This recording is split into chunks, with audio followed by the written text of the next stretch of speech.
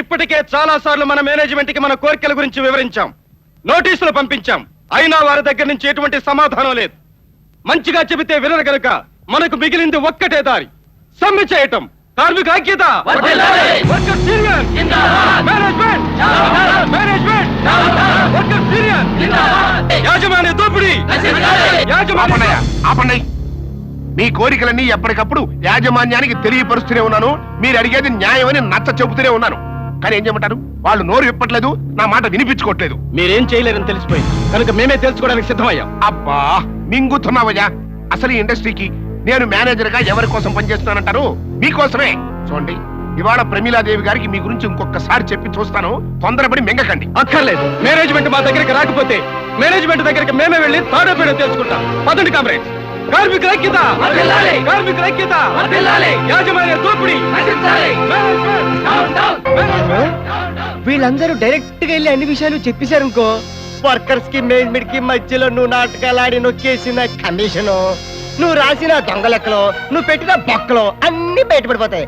అప్పుడు వీళ్ళందరూ నీ డొక్కించి డోలు కట్టేస్తారు. నువ్వేమంటావు బెదరు? అవును, పాయింటేనా నువ్వు?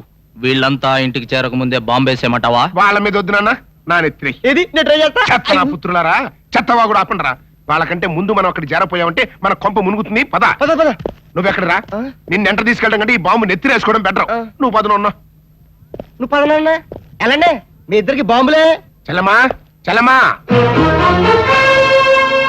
కొంపలు మునిగినట్టు ఏమిటా గావు కేకలు? నా కేకలకి ఏముంది చెల్లమ్మా, అవతల వర్కర్స్ కేకలు విను. స్ట్రైక్ చేస్తారంట. స్ట్రైకా? ఎందుకు? ఎందుకంటే ఏం చెప్పమంటావమ్మా, వాళ్ళ శ్రమంతా నువ్వు దోచుకు తింటున్నావు. వాళ్ళు అక్కడ కండలు కరిగించి రాత్రి పగలు కష్టపడుతుంటే నువ్వు ఇక్కడ బంగ్లాలో హాయిగా కులుకుతున్నావు. ఇక నీ అక్రమాలు అన్యాయాలు సాగవు. ఈ మాటలు నేనలేదమ్మా, అక్కడ వర్కర్స్ అంటున్నారు. ఇప్పుడు నేను వాళ్ళకి ఏం తక్కువ చేశానని? రూల్స్ ప్రకారమే జీతాలు ఇస్తున్నాను, బోనస్ ఇస్తున్నాను. ఇంక్రిమెంట్లు, రిస్క్ అలవెన్సులు, గ్రాట్యుటీలు తీసుకుంటూనే ఉన్నారుగా. వాళ్ళు అడగకుండానే అన్ని ఇచ్చి వాళ్ళని ఇలా నెత్తిని పెట్టుకోబట్టే ఇవాళ లాభాల్లో వాటాలు అడుగుతున్నారు. ప్రాఫిట్స్ లో షేర్ కావాలా? కార్మిక ఐక్యత, కార్మికుల ఐక్యత. విన్నావమ్మా కేకలు? అవి హక్కుల కోసం ఆకలితో చేసే ఆర్తనాదాలు కాదు, పైత్యం ప్రకోపించి వేసే పొలికేకలు. ఇప్పుడు ఏం చేద్దాం అంటావు?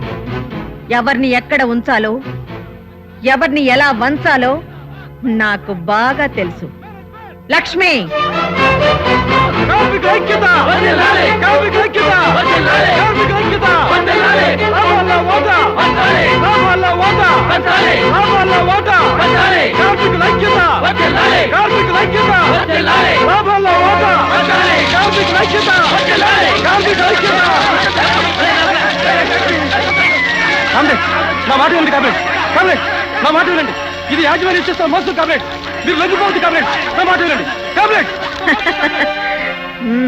చూసావా ఫణి, వాళ్ళ ఐక్యత ఎంత స్ట్రాంగ్ గా ఉందో. ఆహాహాహా, నీ తెలివి అమోఘం చెల్లమ్మా. సంతోషించం గాని వెళ్ళి మిగతా పనులు చూసుకో.